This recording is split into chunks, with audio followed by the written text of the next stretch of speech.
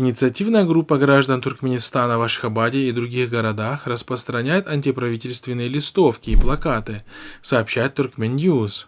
Активисты оставляют в общественном транспорте, в подъездах жилых домов и во дворах микрорайонов фотографии президента Гурбангулы Бердымухамедова с надписью «Гюмбол, пошел вон» и «Агри, вор». В течение нескольких месяцев нынешнее правительство отрицает существование коронавируса в стране.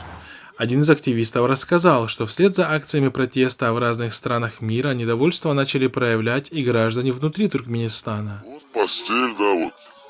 Где мы вот спим, вот наша постель. Люди в Ашхабаде тоже раскрепощаются, того страха уже нет.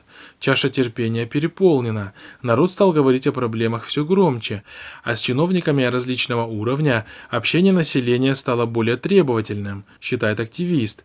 При этом активисты осознают, что в случае установления их личностей им грозит суровое наказание. Türkmenistan prezidenti